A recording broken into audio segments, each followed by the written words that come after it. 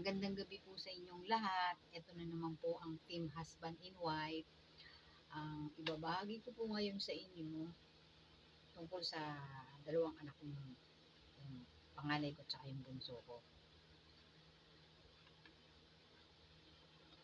Yung panganay ko, nung nag-asawa siya, tapos na siya mag-aral, tapos yun nga, nag-asawa siya agad, nagtrabaho siya sandali lang. Parang nabanggit ko na rin po to sa inyo, pero hindi naman kanya yung sa isang kaibigan ko. Nahahawid lang doon sa kwento ng anak kong babae. Yun na, nagtrabaho siya sandali lang pagka-graduate nga niya. Nagtrabaho siya kasi nga, tawag ito yun, nag-asawa na siya. Bali, sabi nga namin mag-asawa, sana nagpakasawa muna siya sa pagkadalaga niya bago siya nag-asawa. Wala tayong magagawa, nanduro na yun. Sa madaling salita, yan na nga, nag-asawa na siya. Umalis na siya sa amin, sa bahay namin. Nandun na siya sa bahay na naging asawa niya. Yung anak kong lalaki, bali, high school pa lang yun. Nag-aaral siya. Magkasama sila sa isang kwarto. Pagka wala ho yung bunso ko pasok, tsaka yung panganay ko ng mga panahon. Andun sila sa kwarto, banding nila yun, kumakanta silang dalawang magkapatid, yan, naghaharutan. Parang yung bunso ko, yung na umalis na sa amin yung ating, parang nalungkot siya. May tanong siya ito ang tanong niya sa akin.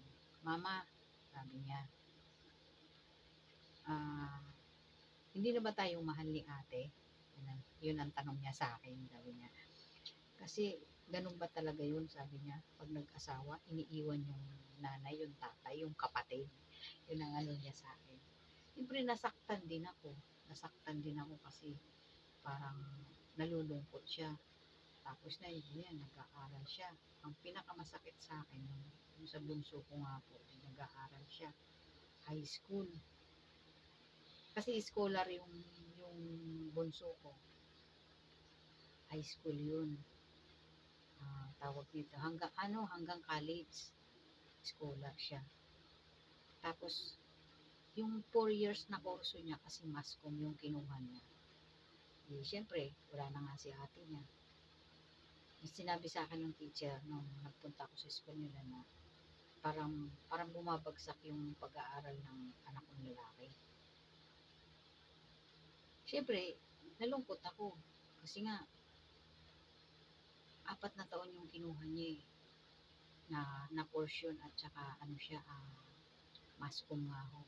Nag-aaral naman siya hanggang sa malapit na nga siya graduate yun na, sige, pasok. Ganun ang ginagawa niya. Bandang huli, nagsabi siya na hindi na daw niya tatapusin.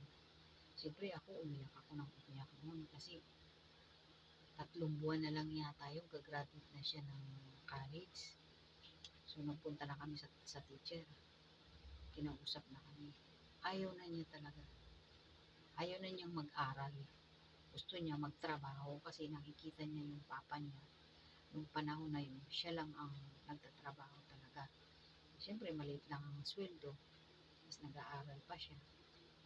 May mga gastusin din pa sa school ng anak ko. Ang inaano ko sa kanya na tapusin niya. Ayaw niya po talaga. Siyempre, iyak ako ng iyak. Wala naman ako magagawa kasi ayaw na nga niya talaga. Tapos yun na, yung panganay ko rin naman, nung sinabi ko sa kanya, kasi itinawag ko sa kanya. Sabi ko, nalulungkot ako kasi sabi ko, sabi ko, kunting panahon na lang ako. Ayaw na mag-aral ng kapatid mo. Sabi sa akin ng anak ko, huwag ko raw iyakan yung bunso ko. Hindi kailangan kasi kakong katapos yung kapatid mo, sabi ko gano'n. Sayang naman kako yung kinuha niyang kurso at saka yun nga, kunting panahon na lang matapos. Wala na akong magagawa. Ayaw na niya talaga kasi nga nalulungkot siya nung nag-asawa ang ate niya. Sabi ko nga doon sa panganay ko, hindi mo lang kako alam, sabi ko gano'n na nag-asawa ka na. Para kako hindi ko alam kung binuhusan ako ng tubig na malamig nung nag-asawa siya na biglaan. Ano ba naman yun? sana nagpakasasa ka muna sa pag, pagtatrabaho mo, in-enjoy mo muna yung sarili mo bago ka nag-asawa. Yun po ang ibig ko sabihin. Kasi silang dalawa, yung panganay ko nakatapos yun. Buti nga nakatapos siya. Teacher ang kinuha niya English. Mabuti nga ho, yun nga, yung panganay ko naman natapos niya. Ang masaklap lang yun, nag-asawa siya. Tapos hindi rin naman naging maayos yung kanyang pag-aasawa. Hindi naman ako na natutuwa ako dahil hindi buo yung pamilya niya. Siyempre malungkot din sa akin yun. Malungkot din sa amin yung mag-asawa. Kasi nga, sino ba naman ang magulang na broken family yung anak? Hindi po ba? Kasi may mga anak na siya, dalawa. Nabanggit ko na rin po ito dito sa una kong kwento. Nakakalungkot kasi ang mga bata lagi nakakapagtuhan. So, ayun na. Hindi na nag-aral yung anak ko. Bale, yung 4 years, hindi naman pala po pwede yun na yung 4 years niya tapos kulang ng buwan.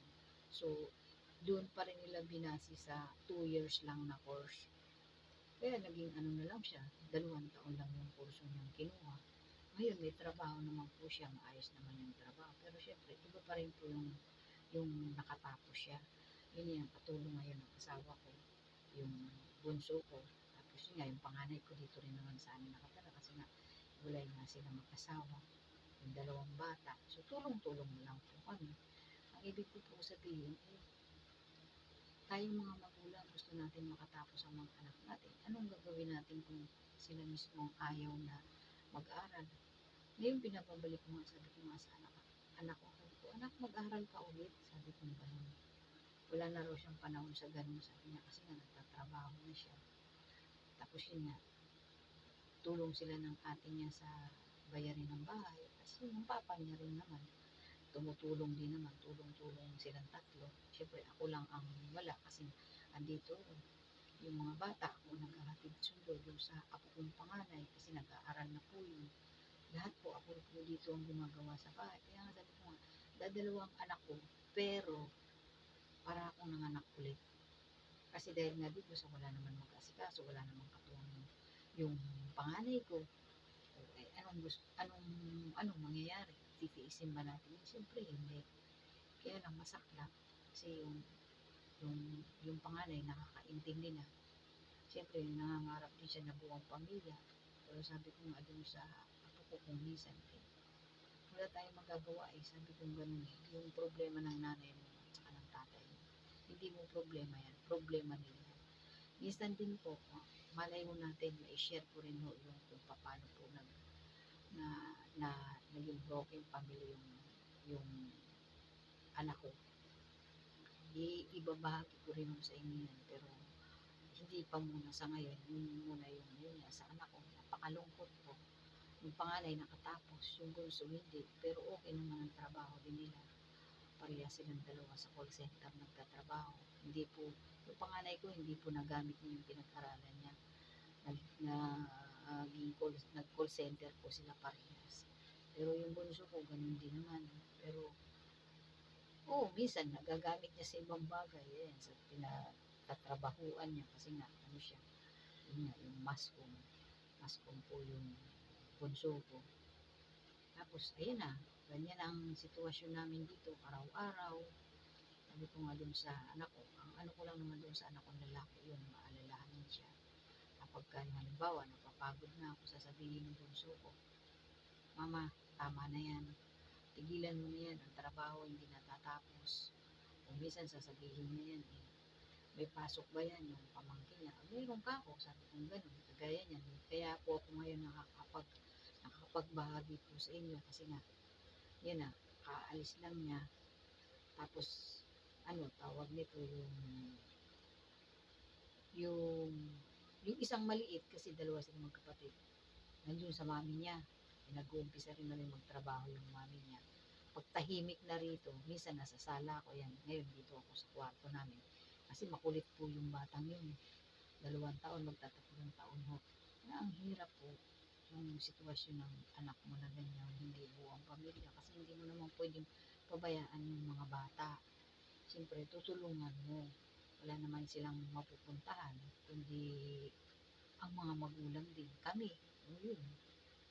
Ang ano na sitwasyon pagka ganyan na, di ba, kahit ako nga, hindi man ako nakatapos sa pag-aaral, gustong gusto kong mag-aral, pero wala akong nagpa-aral. Tapos kako naman kayo, pinag-aaral kayo, ayaw nyo mag-aral.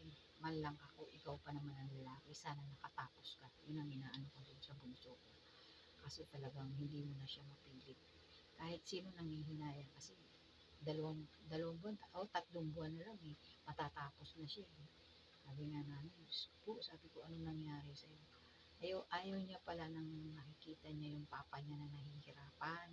Kasi nung mga panahon na yun, yung papa niya, siya lang talaga ang mag-isa nagtatrabaho. Yung anak ko, bigla nga nag-asawa at saka wala na siya sa amin.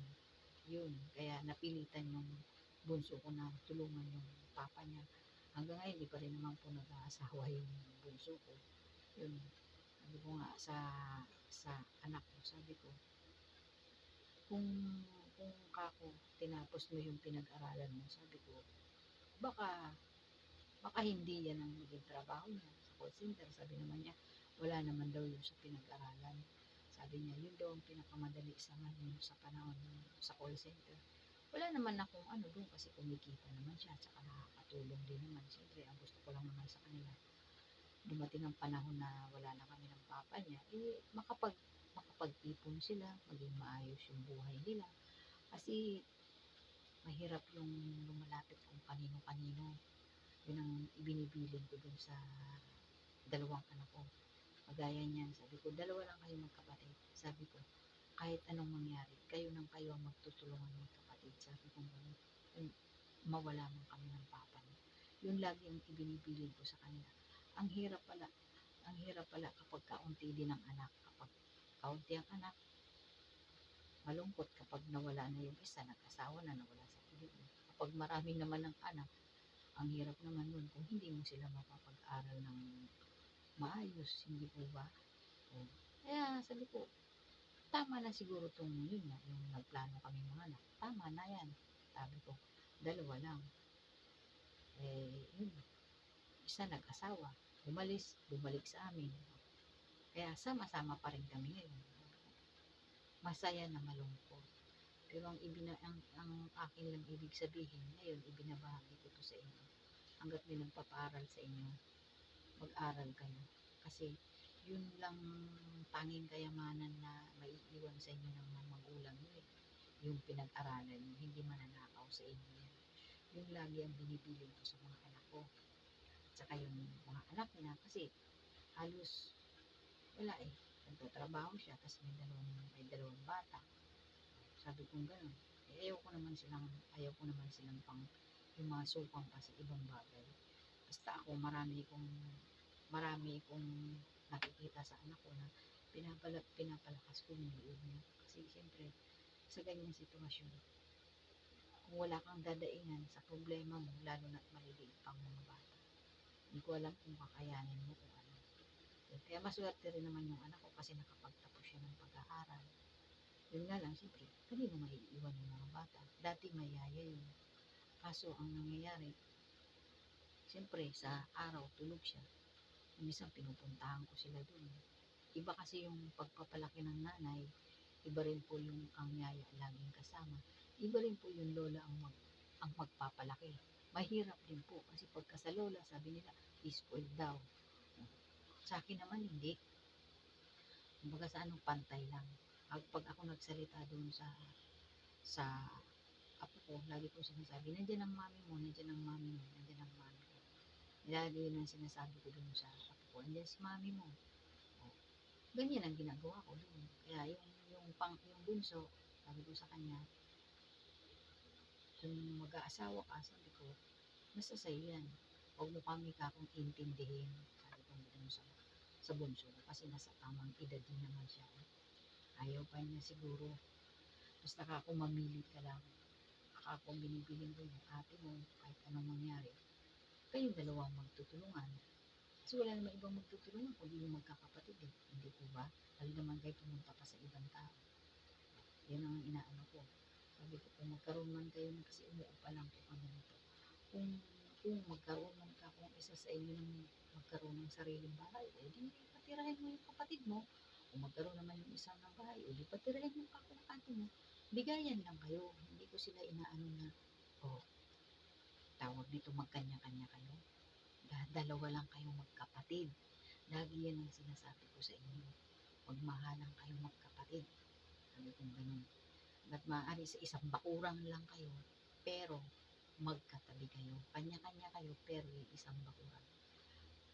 Hindi yung sa iisang bubong kasi siyempre may time din yan na hindi magkakasundo kung may mga asawa na, may mga anak-anak na. Basta nandun lang sa isang lugar. Yung lagi ang pinangangaral ko sa mga anak ko. Kaya ngayon po, ako, lola, nanay, taga paglinis ng anuman ditong mga kalat sa loob ng bahay namin. Lahat po ako ang gumagawa. Kapag may pasok po, minsan na hindi po ako nakakapag-share sa inyo. Pero pipilitin ko po yun. Marami pa po akong babahagi sa inyo. Sana po nagustuhan niyo po. Yun lang po. Maraming salamat. Magandang gabi po.